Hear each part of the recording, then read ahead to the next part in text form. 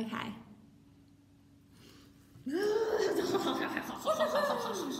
Oh no, I got the shit chair. Hang on, I need to swap chairs. Morning! Morning everyone, one moment please. I need to swap chairs because I'm on the shit chair. Ah! One moment, caller. You just do it. Oh, hi everyone. This is my sneaky way to put you on, this is why you know it's live. We're waiting for people to join. Okay. But it's episode 3 featuring me. Episode 3 of How to Socialise. I'm coming back. Okay, hi. Hi, we're really here. Oh, and look, we've got 37 people. Woo. Morning, everyone, and welcome to How to Socialise. And like Ali said, this is episode 3, and today's topic is how to build a business from scratch on Instagram in a new city where you know nobody, because this lovely lady just here did exactly that. So, shall we begin? We shall. We shall. All right. So, first question. Please tell us who you are and what you do. So, of course you all know, I'm Ali from Allyaide. Of course we all know. And what I do is I offer personal assistant services to small businesses. So, lots of you are jumping on board, which are small businesses. So, I offer services that help you guys alleviate time. Oh, alleviate. Big. Oh, you know what I forgot to bring? My yes button. Oh, damn it. Next time. Next time. So yeah, so I help small businesses sort of outsource to me all the tasks that they don't like doing. So it helps everything that you hate doing, you give it to this girl because she actually loves doing it. Like, what's an example of something you don't like? So I mean, not you don't like, but they don't like. They don't like that I do. Hi everyone. Hello. Thanks for joining us. Thanks for joining us. Okay. There's so many of you on here already. It's awesome. I know, isn't it cool? Yeah. They all want to hear you. And you. No, not me. They want to hear you. So an example of what I do that most businesses don't like doing is your email management, your data entry, and calling people. I hate documents. Emails. They never end. They never end. And I always feel bad saying I hate emails because getting lots of emails means business is happening, but they never end. They seriously never end. And I posted something the other day about getting your inbox to 0, which is something. Yes, I read that. Yeah, so what did you call it? Inbox 0. Inbox 0. Inbox I like that. 0. She's yeah. very clever.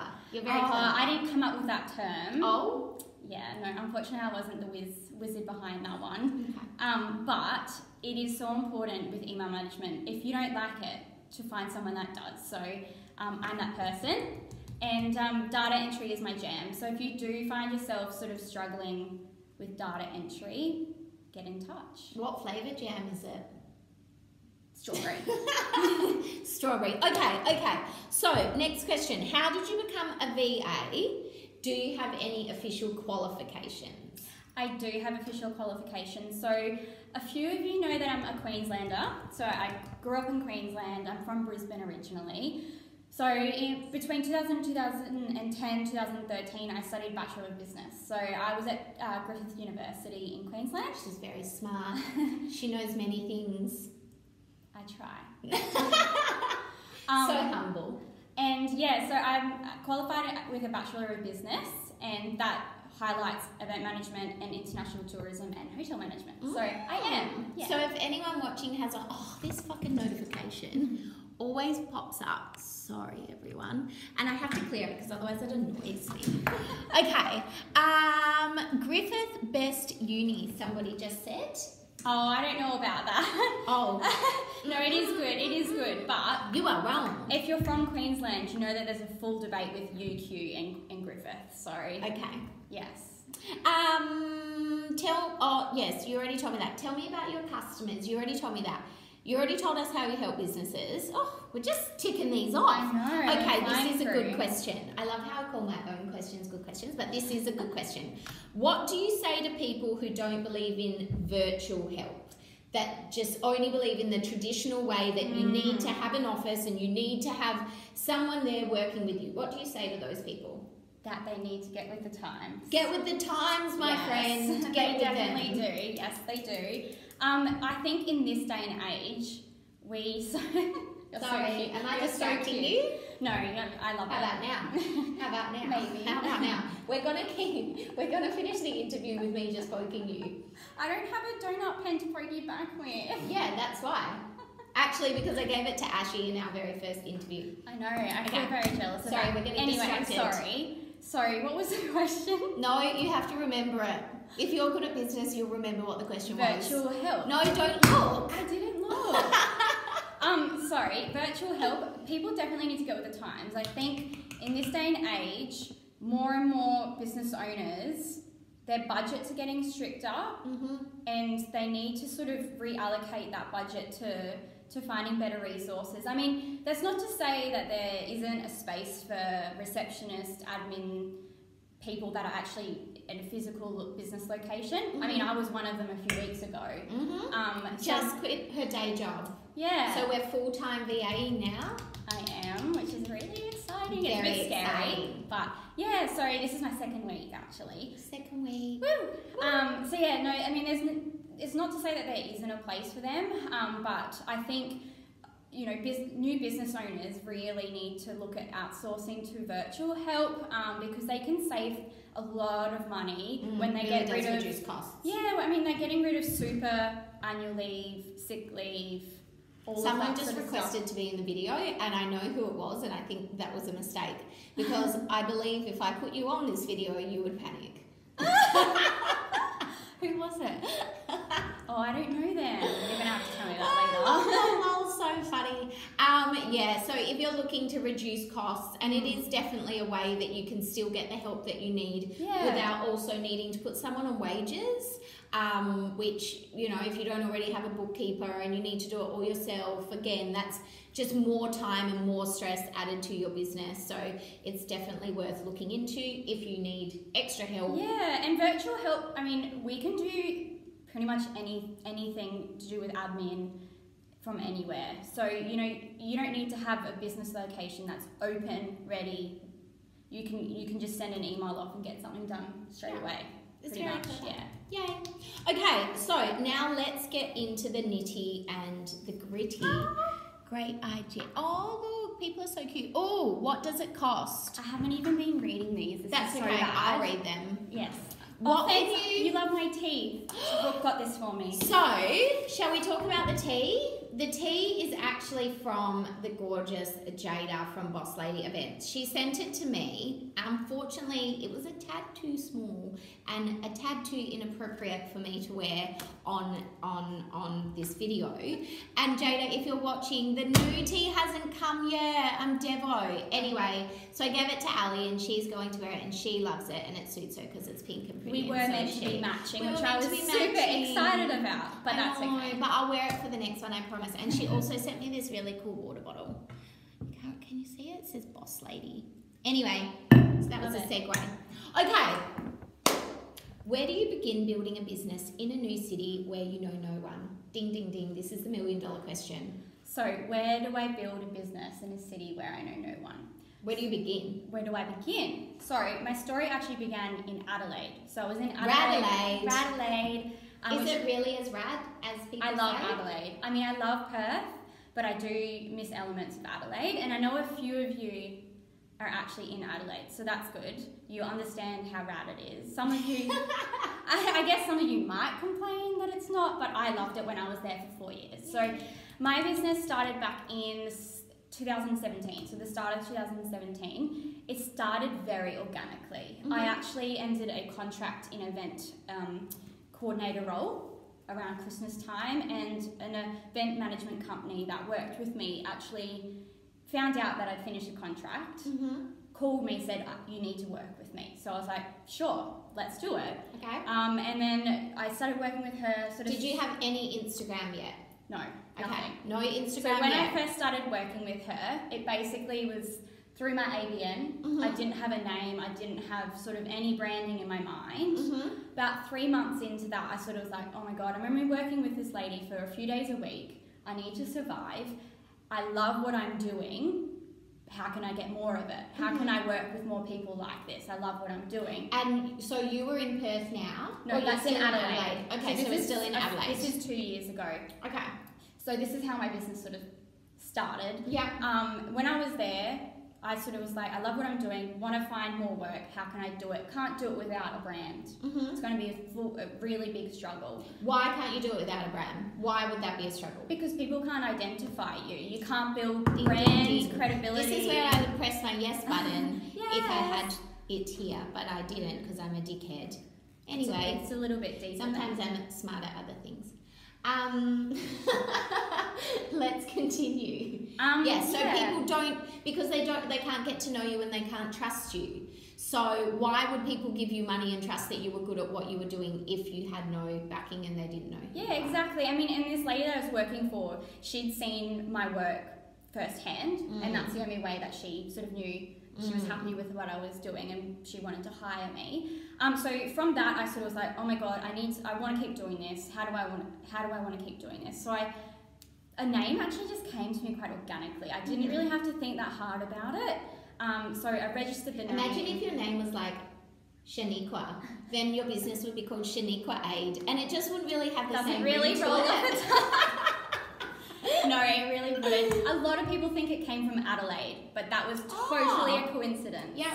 So I see that. Yeah. So I sort of registered the name. So you registered the business name first. So you thought of a business name. So before any social media. Before any social media. Thought of the business name. So that's your first step. Think of a business name, my friends. Second step, register your business name. How do you do that? You go onto the business.gov website. I don't know the exact www. No, tell us. But you go on. Just kidding. You go onto there and you basically just fill out a few details. Does it cost money? Yes. How many monies? It's not that much. I think it's not that much. I think it's like maybe $80 or $90. Okay. So it's maybe not that $80 expensive. or $90. So far we need $80 or $90. I'm going to write this down. And if you've already got an ABN under your name, you don't need to register for a separate ABN. You just register a business name under your own ABN. There we go. So actually, first step is register for an ABN if you don't have one. Yeah. And then do the rest. Yeah. Okay. Yeah. And then what did you do? And then I contacted my good friend Georgia, who I actually just visited in Sydney. So she has her own graphic design business and is amazing at what she does. I've been a friend of hers since high school. So I contacted her and said, hey, I need a favour. I want to start this business. Can you make a brand for me? Can you make a logo? Can you get a style guide to me? I need something so I can then start Instagram. Yeah. So what she sent to me was a few different logo variations in all these different colours. I sort of told her my favourite colours, which we do actually now see in Allyaide. And I sort of was like, yep, cool. Got a style guide with all my fonts, with all my colours. And then I pretty much had the tools to then go onto Instagram and start making posts. Why did you choose Instagram? I actually don't know. I think over Facebook, over Pinterest, over Tumblr. Instagram for me, I find very user-friendly, and I know that my target market were more sitting on the Instagram space rather than Facebook. Yes, ding, ding, ding. Yeah. So you have to go where your target market are. Yeah. When you start a business, the first thing that you need to do is identify who your target market is in as much detail as possible, because that will then tell you what platforms you need to be on, or networking events you need to attend, or whatever it is. How are you going to get your message in front of these people? Because otherwise, how are you going to get customers? Exactly. Yeah, so I guess I'm going a very long-winded story. That's okay. That's what I do every day. Yes. Just ask Dom. But yeah, I sort of just started posting things to Instagram. From the get-go, I've always had an idea of... I don't think I've actually changed anything that I've done in terms of my quote tiles and my branding colours. Like, I've never amended it because I've been so happy with it because I thought about it through from the start to the end. So once I got that sort of going, I reached out to a few more people, and my time in Adelaide was... I got all my customers basically through word of mouth. Instagram just gave me, I guess, a platform to be visible. So it had visibility there, and it was important for me to sort of it was probably around February or March, or maybe even a little bit later, that I didn't really start posting. Last year? 2017. Yes. So about halfway, about 2 years Yeah. ago, I didn't actually start really posting until I had my brand established, or branding. And yeah, from there I sort of just made sure I was visible. So when the time came, I had, 100 deep posts of valuable content and images, and people going on to being like, oh, she's actually been around for a while, she's credible, she knows what she's doing, she knows her brand. So once I had that set up, through word of mouth, I basically got a few clients in Adelaide. Fast forward to March last year, so March 2018. Prior to moving, for me, I spent so much time on my phone, but it was really important to me to do that because it paid off. So when you say on your phone, you mean on Instagram? On Instagram, Engaging, reaching out, direct messages. I actually also, I told you data's my jam. I actually had an Excel spreadsheet that I had written all the Instagram handles on, what they did, what their email address was, what their contact number was. Of everyone you followed? Of people that I wanted to target. Oh, that's cute. Yeah, so originally I did that because I was planning to then send them emails, contact them sort of outside of Instagram. But then I had an epiphany that Instagram, I really just need to focus on engaging with them, being their friend, reaching out, going, hey, I'm moving to Perth, this is me. So when I actually finally got to Perth... So were all these businesses in Perth? Yes. There you go. go. So even though I am a virtual assistant, I still do want people to know where I'm located. Yeah. Because people like to support local. Yeah. Yeah. So, I mean, that's not to say I don't have clients that are outside of Perth. But between moving from Adelaide to Perth, I looked at my insights, and it probably was about 6 months into moving, so maybe around August last year, that my Adelaide insights to Perth swapped around. That's very and interesting. So primarily my audience now is Perth, and then Adelaide, Brisbane, Melbourne, and then overseas. And can I ask, how long of your Instagram efforts was it until you got a customer inquiry through Instagram? Well, I actually carried some clients over from Adelaide, but through Instagram, gosh, I'm trying to think. It was so long ago. It wouldn't have been that long. I think maybe the first few months was touch and go, because no one knew who I was. I moved here knowing basically no one personally. I just had reached out to people on Instagram, but not enough for them to So you had Insta relationships. I did, yeah. So, I moved over here basically only knowing my boyfriend and maybe a few of his friends, but that was it. So, making connections through Instagram was really important for me. A, because I wanted to make friendships in my personal life. Of course. But two, or B, is because I wanted people to get to know my name. I'm like, how is anyone going to get to know me? I mean, people in Adelaide don't really know too many people in Perth. I don't know too many people that do. So it's important to use Instagram to build up that trust and have essentially a community waiting for you. Once you got to Perth, then you could say, hey, do you want to meet up for a coffee? It really was, there was quite a huge network, and there was a huge build up before I moved. Because once I felt this urge, once I started connecting with people in Perth, I'm like, I just want to get there already. I just want to be there. I want to meet you. And because I had so many people going, oh, you were in Perth yet? I'm like, no, I'm in Adelaide. And that's good because it meant that you were looking forward to it. So that's the key. Find the people. Actually, that's a good question. How did you find the people that were in Perth? How did I find them? Well, to start with, I remember sitting down and only researching events. People.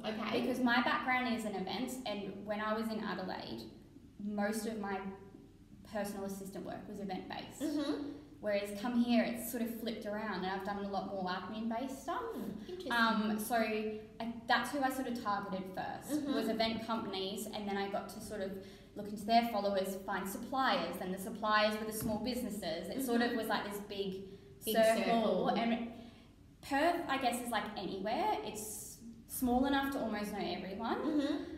So, once I went to one profile that I liked, I'd go to another profile that I found that I liked, and they'd be following all the same people, and there was this trend. So I sort of just started following the people that sort of vibed with what I was about, and also I knew that would be good connections to make in Perth. Very smart. Yeah.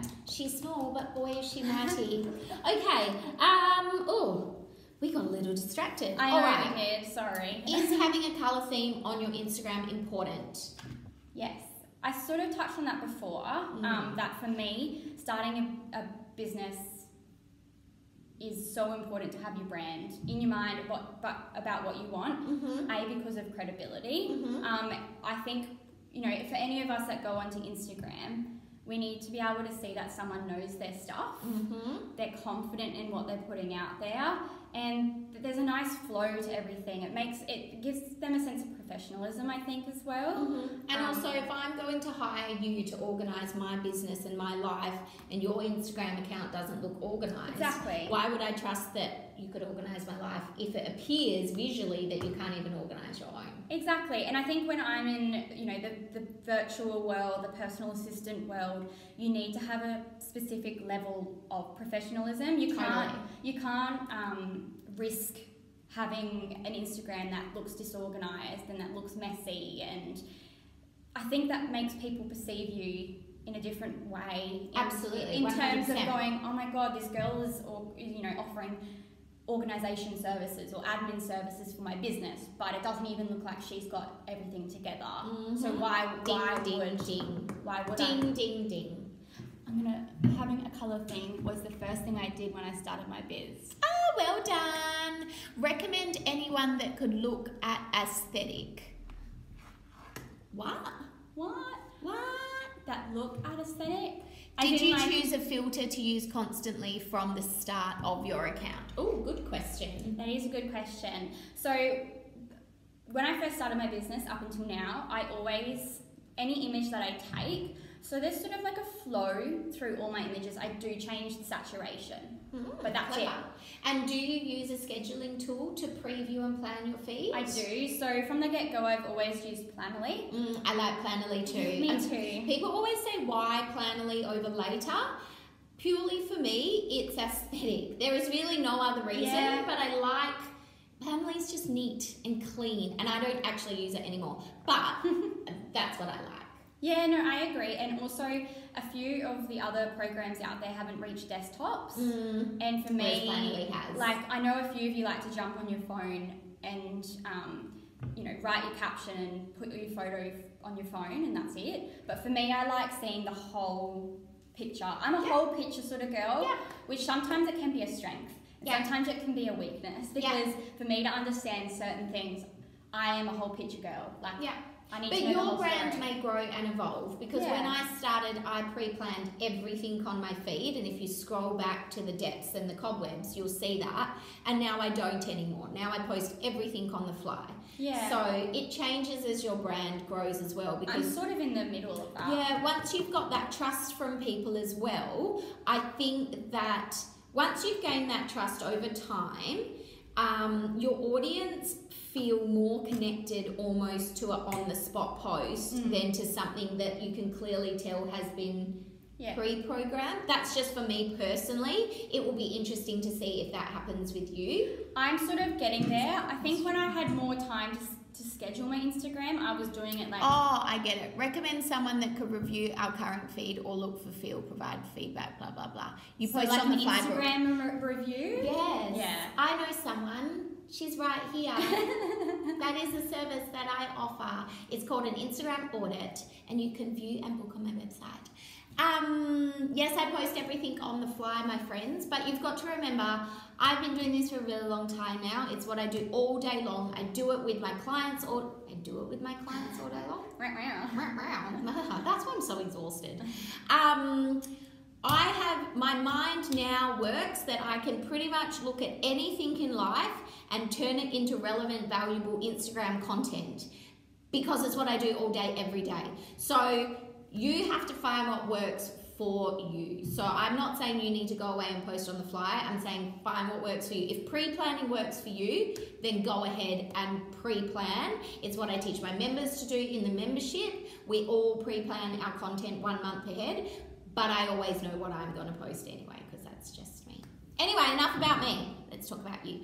How do you know what content people want to see when you're just getting started? So I'm going to be honest, when I first started, I had no idea.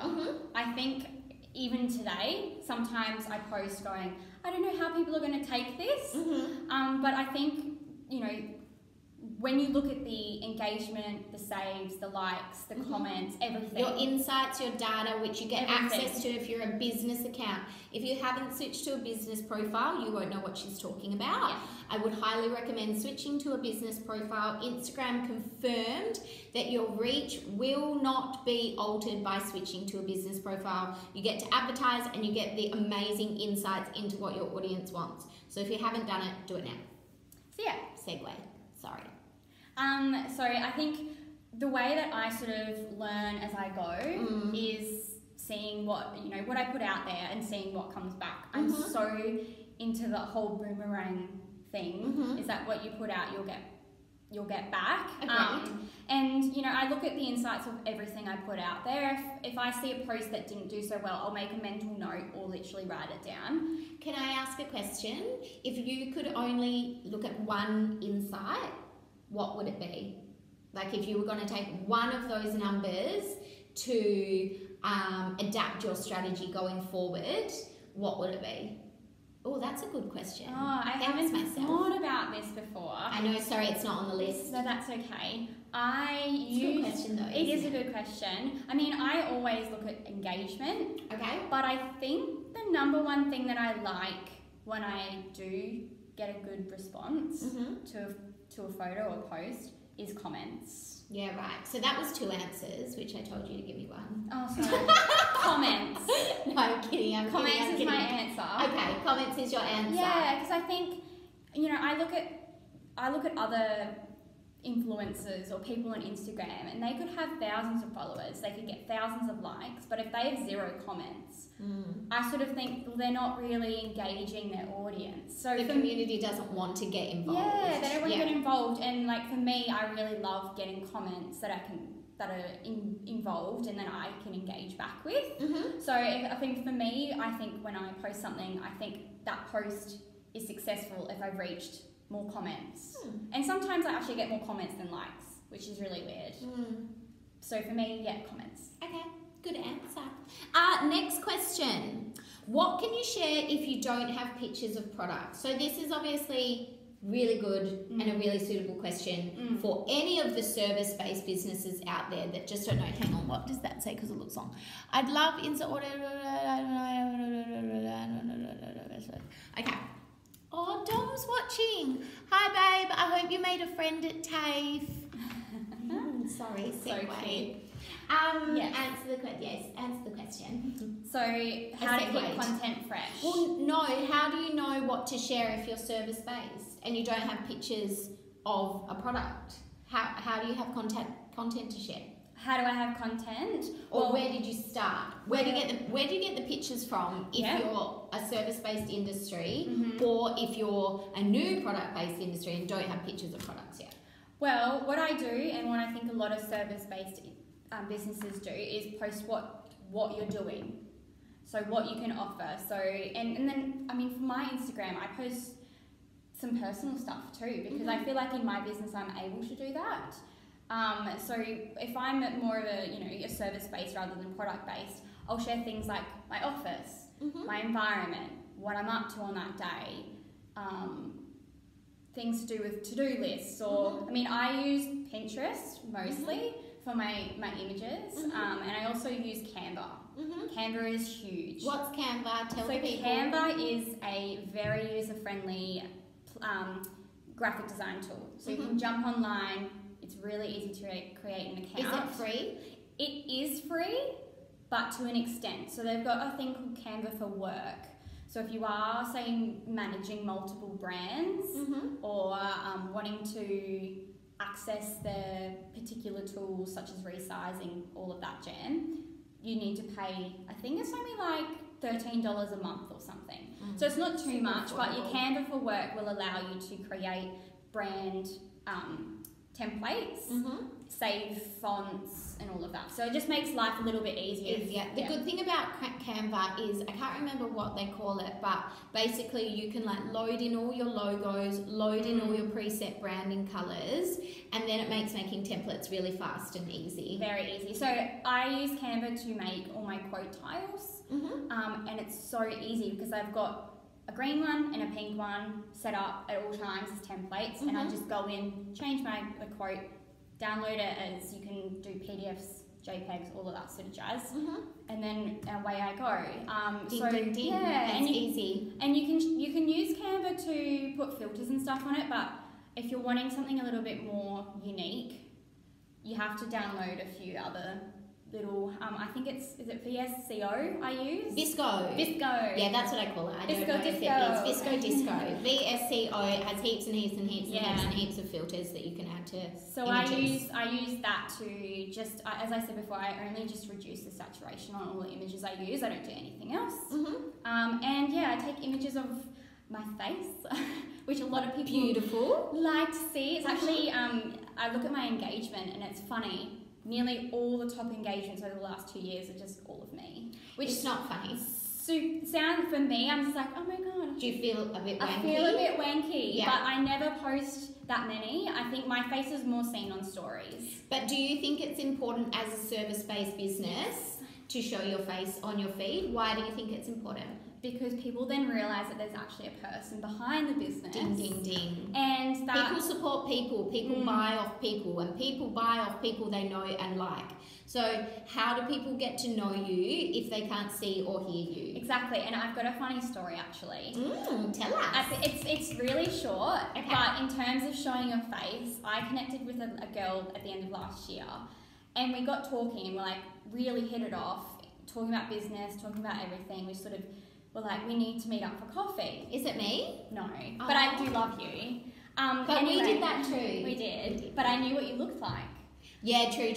So I went to this coffee shop that we'd agreed to, knew her name, had her phone number, and I was like, oh my god, who do I actually look for? Like, I realised then and there that I actually did not know what she looked like. Okay. Because she'd never posted her face. Okay. And so how did you find her? I had to call her. Oh, how awesome. And then I had to be like, I'm at the front door. And this person that came up to me was clearly her.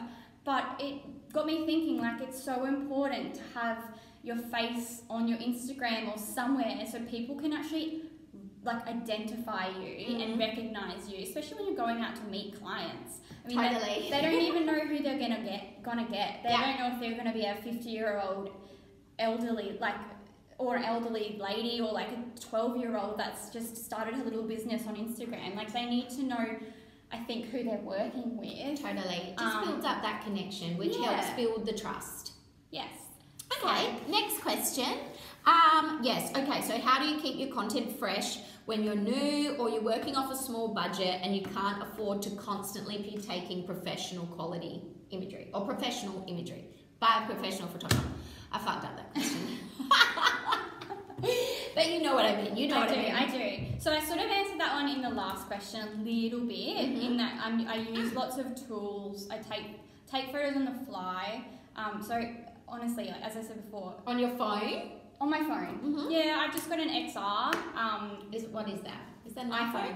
Okay. iPhone XR. iPhone XR. Yes, which doesn't, when I bought it, I realised that it didn't do the portrait mode, which I was a little bit Devo about, but that's okay. Hang on, there's a question. I agreed, I definitely recommend getting professional headshots, branding photos so people can see who's behind I know, sorry. Yes, so I know, it's on my to-do list, you know, that's this long.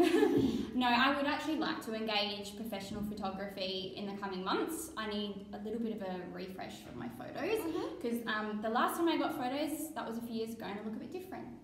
So I will... Feels, that's why I just redid mine. Yeah, so I would, if anyone knows, please comment someone on, like, tag someone on here, because I'll get in touch with them. I do need to take a few few good photography Headshots. Yeah. Mainly for my website, and then just so I can recycle it through. Well, I know. You could ask me. Do you want to take some photos of me? Oh, no. Oh. No, I'm not good at that.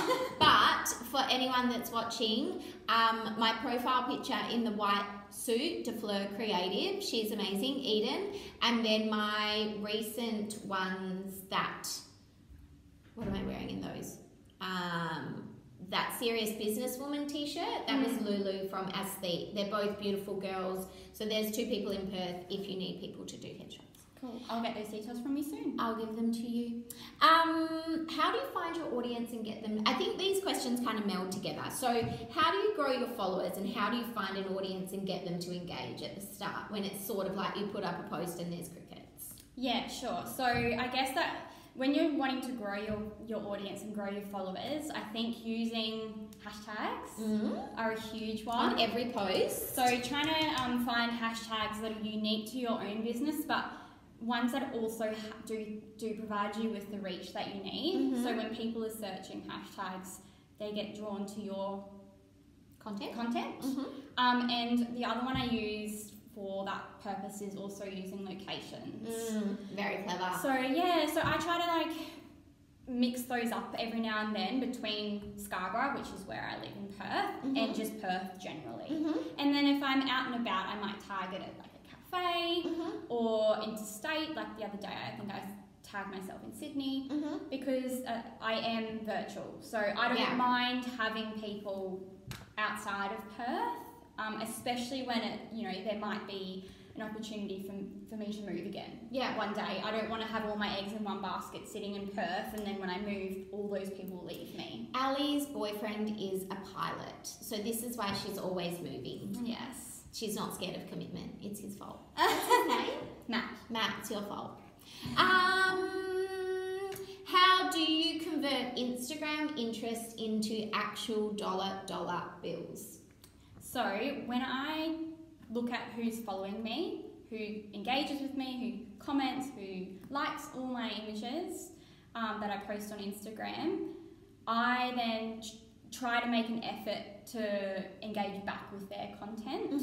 So I'll comment and like on their stuff. I'll also send them a DM just to follow up, especially if they actually comment things like, I need you, I need your help. And they sort of do like a little like send help wave to me. They put their flag up. I sort of latch myself to that and send them a DM to say, this is where you can reach me. Have you had a look at my website? Send me an email. I can have a look at what you need. So you put the effort in, is what you're saying. Yes. Because dollar bills don't just fall out of the sky, friends. And I think that is something that people... Instagram is not a shortcut to customers. No. You still need to put the effort in and show people that you care and you're interested, and that's how you convert that interest into a sale. Still got to reach out to people. It's also putting something in front of them and going, I see this is what you need help with. This is how I can help. And putting those two things, like giving them a solution. Yes, very clever. Yeah, which is really important because lots of the time people come to me, like small businesses, just saying, I need help, but I don't know what with. And at the International Women's Day event that we did last week, Matthew Landers touched on this as well, about being persistent in follow-up. So he talked about it in that, and I know with my business personally, so when I first started my business and I was just running social media in-person workshops, I would create events within the Perth Girl Bosses different business groups. And I'm getting distracted by my own email. I need to get rid of this notification. Ding, ding, ding. So I would create an event in the group on Facebook, and people would obviously say they were going or say that they were interested in the event, but they didn't then purchase a ticket. So I would then follow up with the people that said that they were interested and be like, hey, notice that you actually clicked attending on this event. Just so you know, there's only 3 spots left. here's the link to buy your ticket, blah, blah, blah. Then if they still did, I would basically follow them up 3 times. I know it's kind of annoying, but that's business. Business is annoying people. Can people see us? Supposedly it was paused. Oh, it just went off when that silly email came through. But they can see us now. Okay. So I would follow up 3 times, and that's how I filled my workshops a lot of the time as well. And I think if I didn't follow them up, think about the amount of content that people are consuming all day, every day. If you can make their life easier and you can get in front of them so that in one click you can solve their problems, then that will encourage people to engage your services. Just make their life easier. You need to cut through the noise. Cut through the noise and make it easy for people to buy off you. Don't make the process complicated. Don't make them have to come and try and find you. Yeah. Especially when your whole job is that you make their life easier. Yeah, and I think when I first started my business, I didn't know what my niche was, and I have found that out as time's progressed. People come to me and they're like, I need all of this, and I'd be like, sure, I can do everything. I can be the admin girl that you need. How fun was that? Not fun. Because I would just say yes to everything. Yeah. Because I didn't know what I enjoyed the most at that time. But I did the exact same thing. By the end of not last year, the year before, I drew out a mind map, and my one Instagram workshop, I think you showed me. Yeah, had turned into 16 different services. And I was fucking exhausted. And when I had this mind map in front of me, I could see why I was exhausted. But I think at the start as well, because money is really tight at the start, you're too scared to say no to anything because you want the money. You don't want to turn people away. And like you said, you're also trying to find what you enjoy the most. Those 3 points were exactly why. I have a list of services on my website, and it's gradually just gotten shorter and shorter and shorter. Same. Because there's like all my clients at the moment, there are little jobs that are the same. Yeah. And I'm actually enjoying it a lot more because I'm doing it every day. I'm inside that task every day, as opposed to say like building a website, which I might have done every month or 2. Yeah. So you're getting more efficient at certain tasks as well. And then you feel like you're a little bit more worthy of charging what you're charging because you're the expert. You're the expert at that. So yeah. Can we talk about pricing for a second, because I know a lot of people will be wondering about this. As a virtual assistant, how do you structure pricing? Do you just charge ad hoc by the hour? Do you package it? What do you do? So I do both. Okay. So going back to when I first started, I didn't do packaging at all. Okay. Why? I guess I just didn't really know how to do it. Yeah. I just said, this is my hourly rate. This is sort of the ballpark I think I'm worth. Yep. Turns out it was so low.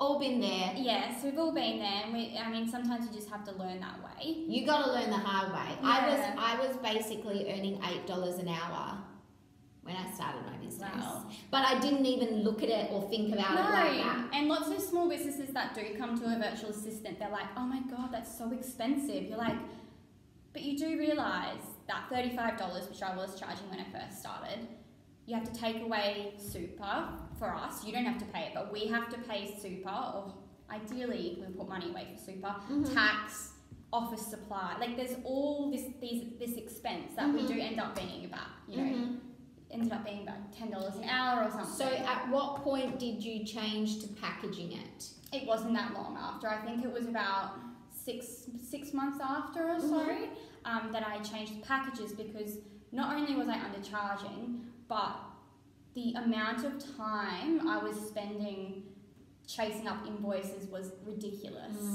And at $35 Every an business hour, owner, I think, can relate to that. Yeah, definitely. Chasing up fucking invoices.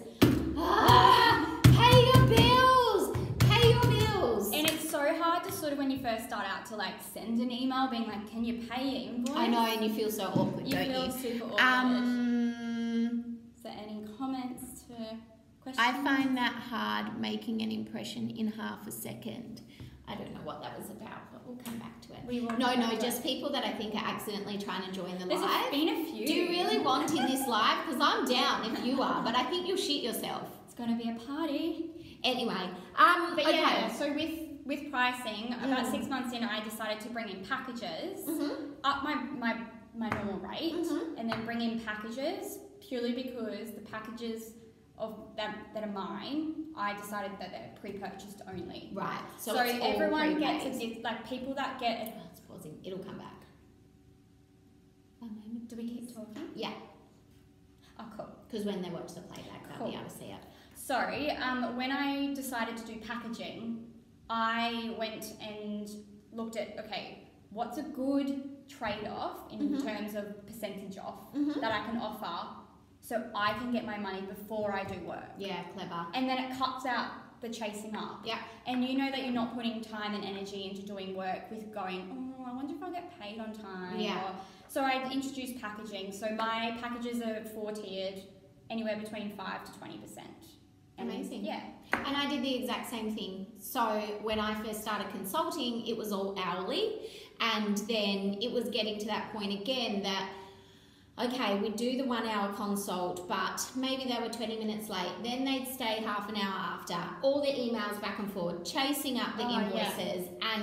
And it just... And it made you almost like... resent the client too, because you're like, you're a small business. Surely you understand the importance of being paid on time. And like the funniest, you know, I think a few people can relate because I've heard it go around, but people have told me, you know, that some excuses they receive are, oh, I can't pay you because I'm waiting for someone else to pay me. Yeah. And you're like, yeah, but what do you me? say? That I'm the least important person. Yeah, totally. Yeah. And I think that goes across all industries because my husband, who owns an air conditioning company, says the same thing all the time. Yeah. So I think most people that have a business can relate to that. And with anything in life, you can complain about things or you can take charge of them and switch the way that it works. And that's what you did. And kudos to you for doing that. I mean, pricing is always going to be evolving and changing. Totally.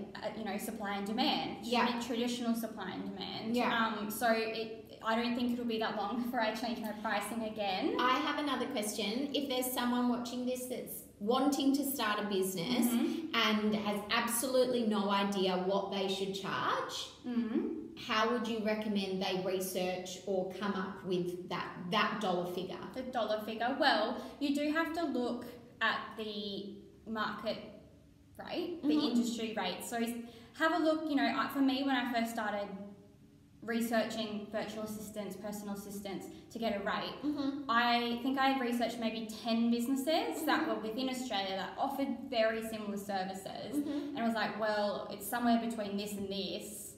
I definitely think that, you know, that I've got a background in going to uni, like I've got that knowledge and skills behind me. You've got that credibility. I've got that credibility. Yeah. I priced it at the higher end of that tier, yeah, but I didn't go over. Yeah.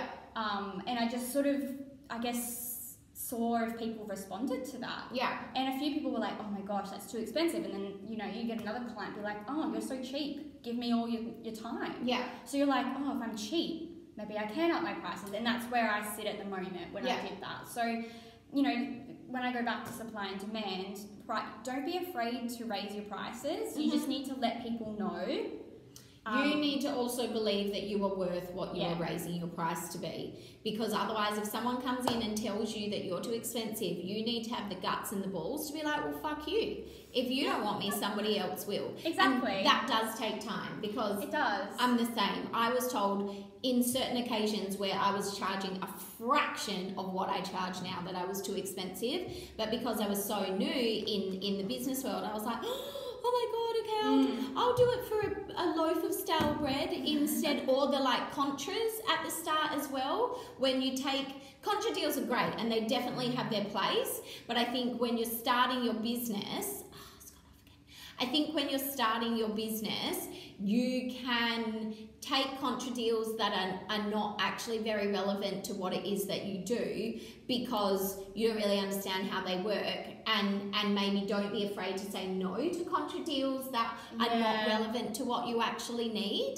It is so hard to say no. Come back, connection. It's coming. It's cool. It'll come. Hopefully.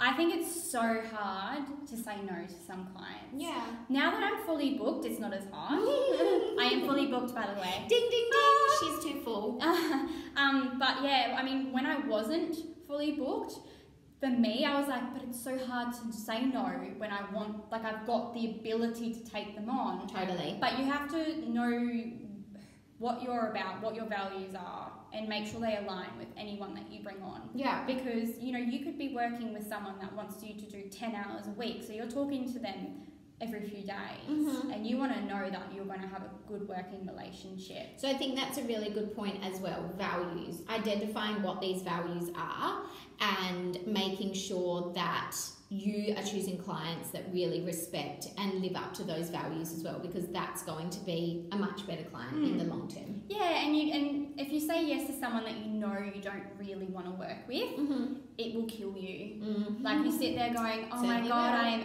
not enjoying this work. Why did I start my business? Why can't I say no to them? And you go through like this, like, hate for yourself because you haven't had the confidence or the balls to be like, it's not going to work, or I'm fully booked. Like, don't be scared to say you're fully booked.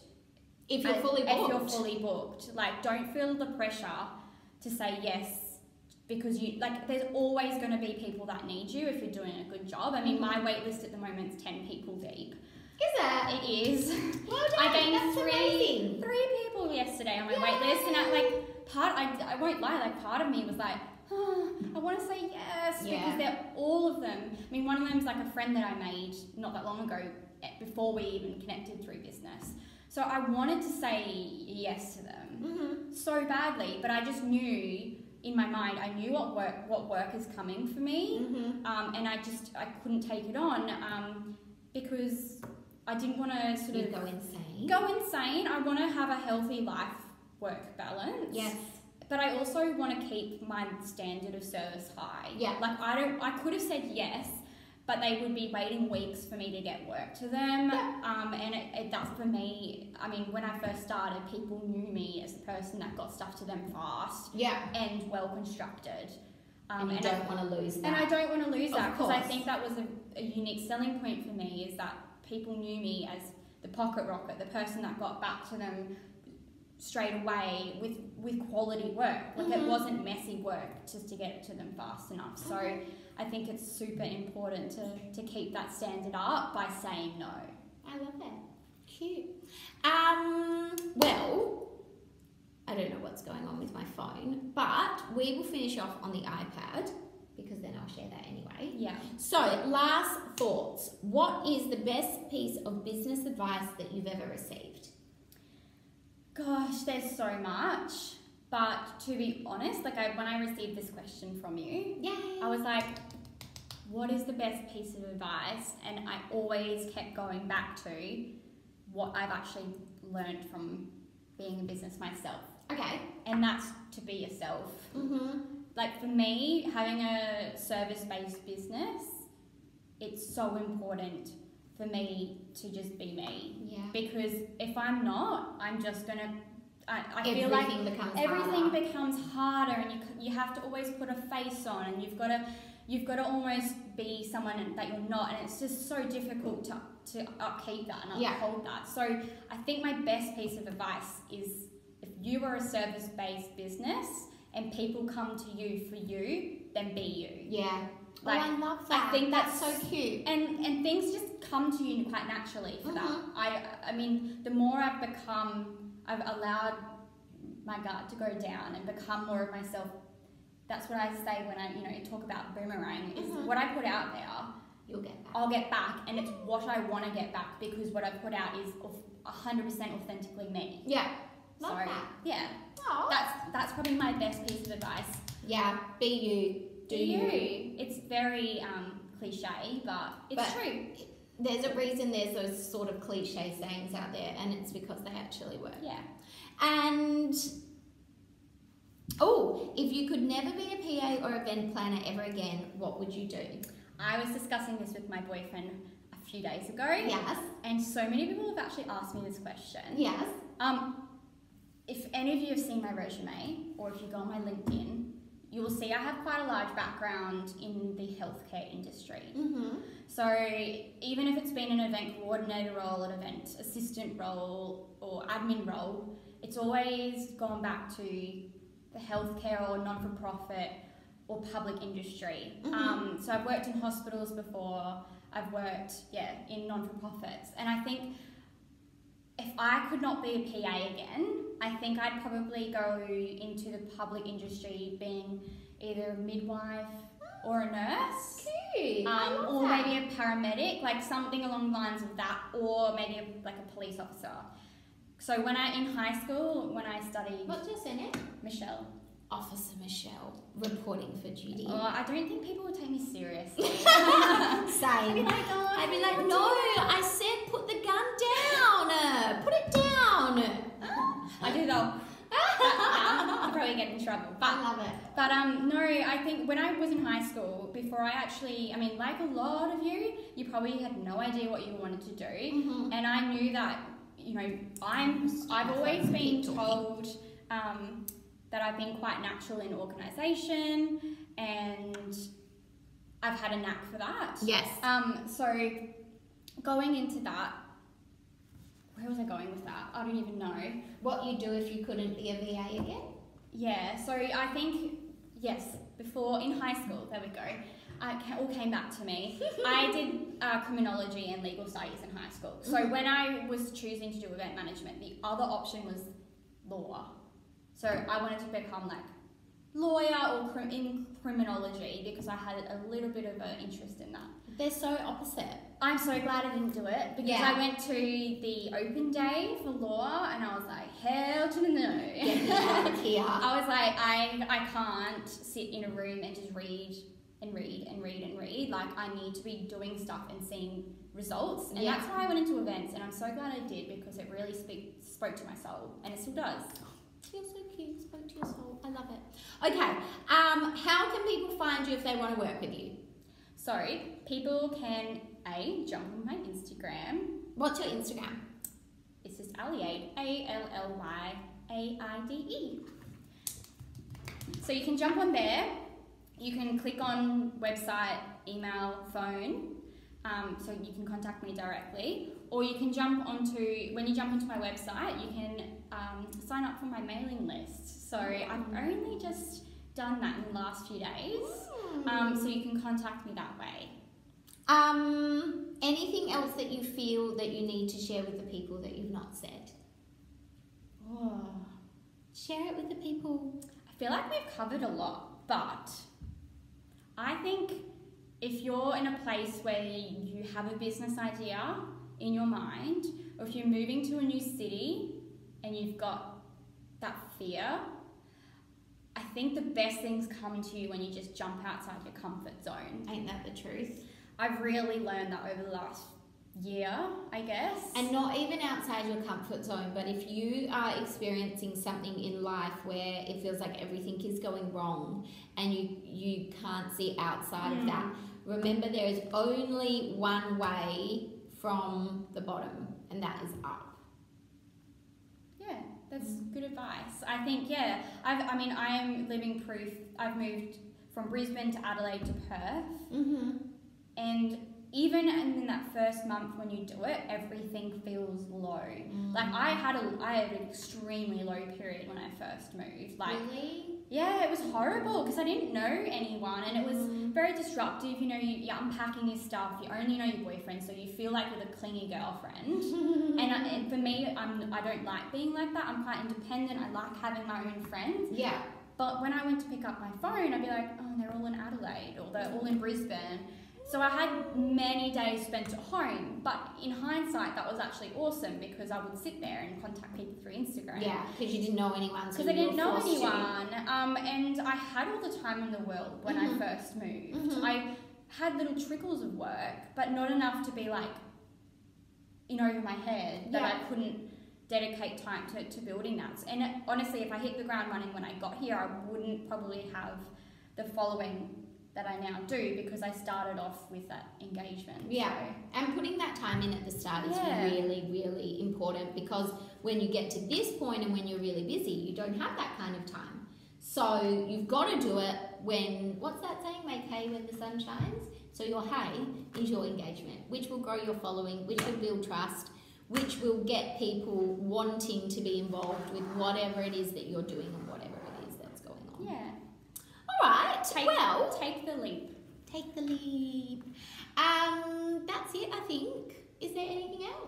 No, I think that's all. We Look at the covered time. everything. You're like down pat. I am a stickler for timing. You are very good. It is 59 minutes and 26 seconds, and I said to Ali this will go for an hour, so we're pretty much there. Well done.